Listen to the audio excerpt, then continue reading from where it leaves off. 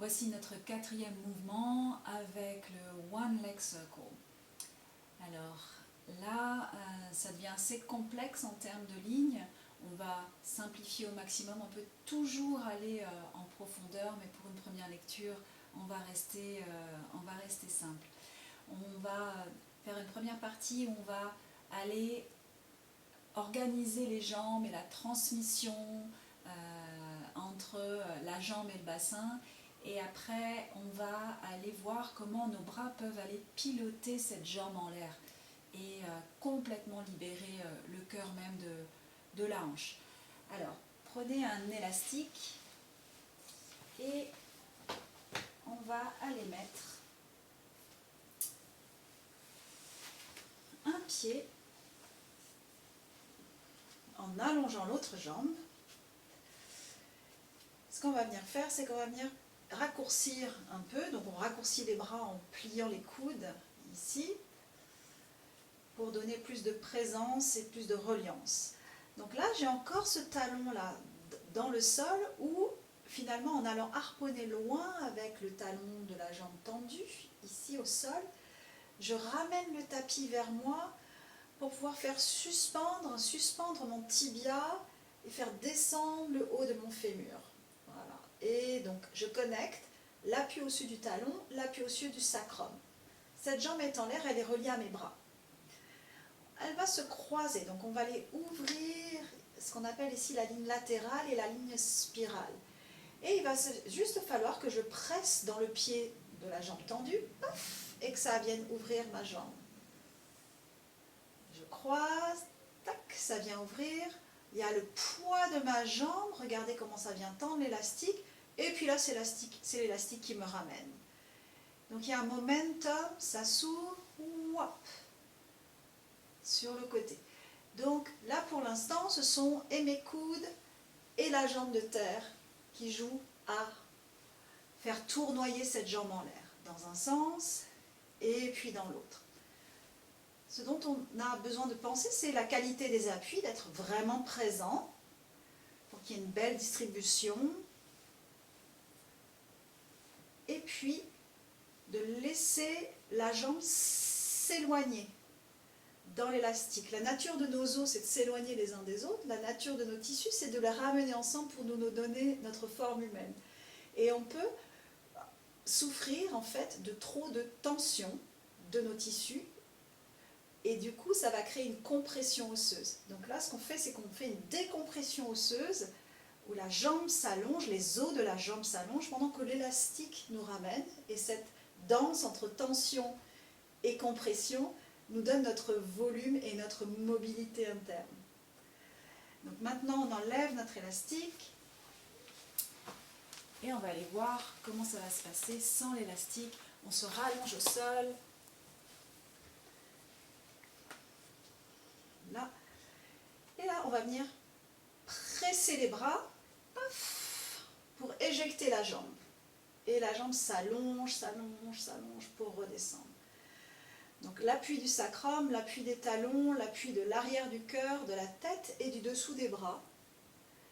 Je potentialise l'appui du sacrum, de l'arrière-cœur et des bras et du talon. J'inspire, cette jambe est éjectée dans les airs et on alterne. Paf, de l'autre côté.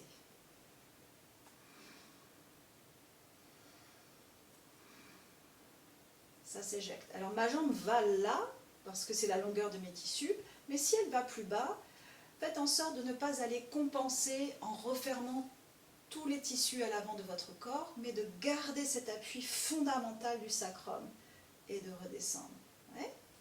Et puis, maintenant, on va aller presser nos bras dans le sol, nos jambes vont être collées ensemble et on va alterner d'un côté et de l'autre. Donc maintenant je presse un bras, je presse l'autre, je presse un bras et on vient bercer le bassin à gauche et à droite. On va en avoir besoin pour piloter notre jambe en l'air. Gauche et droite. Les jambes sont ensemble.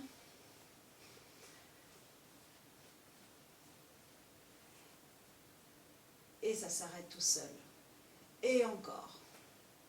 Et faites en sorte que ce ne soit pas les lombaires qui souffrent de cette histoire-là, la colonne est longue, Et on vient dévisser le bassin du panier thoracique. Donc on peut même imaginer que nos jambes s'éloignent. J'avance sur le bout de mon tapis en pressant un bras et puis l'autre. Et puis ça s'arrête tout seul, comme une balançoire qui s'arrête tout seul. Bien, je presse mes appuis dans le sol, une jambe s'éjecte.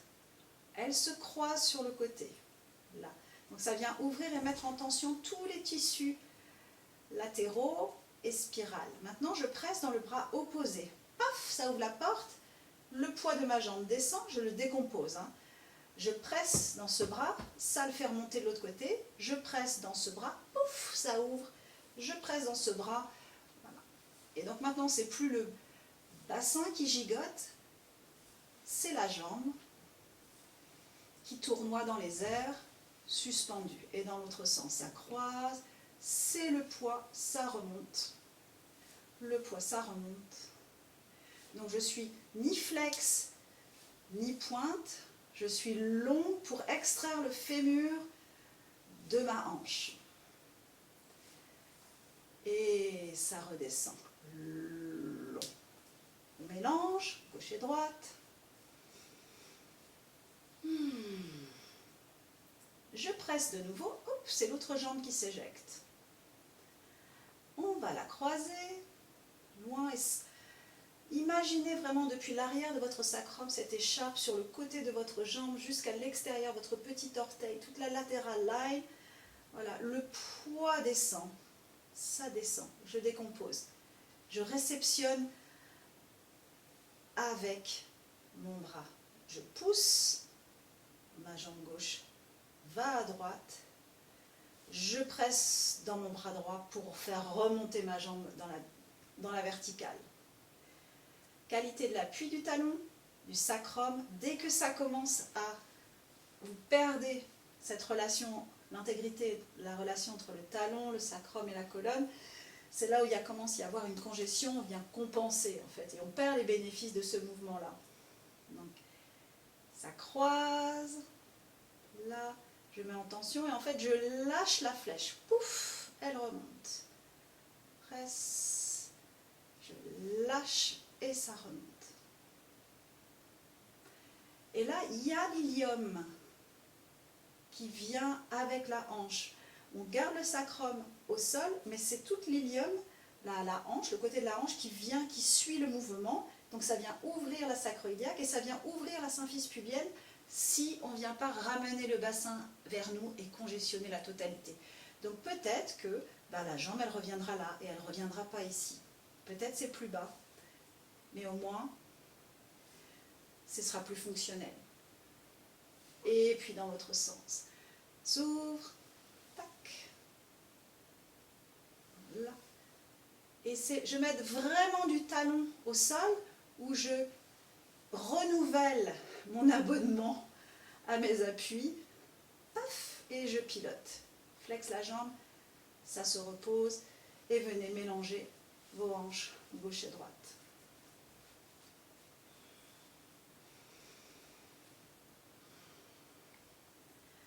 Maintenant, j'aimerais vous montrer l'importance de la dynamique du mouvement.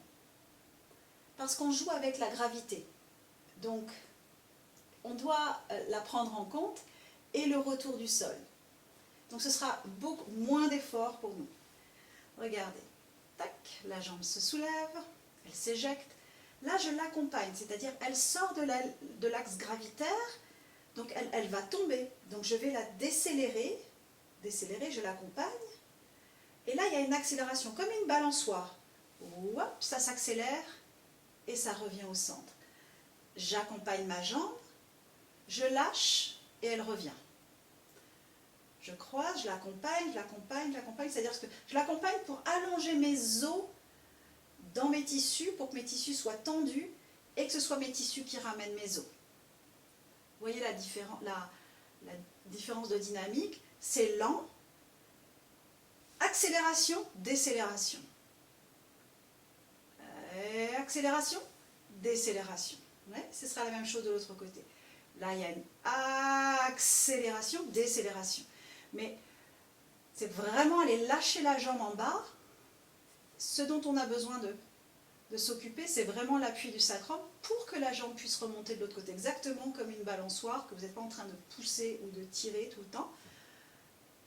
On lâche et on fait remonter. Voilà. Donc je trouve assez passionnant ce One Leg Circle parce que quand on accepte de lâcher le poids des os dans les tissus ramènent les os en gravité.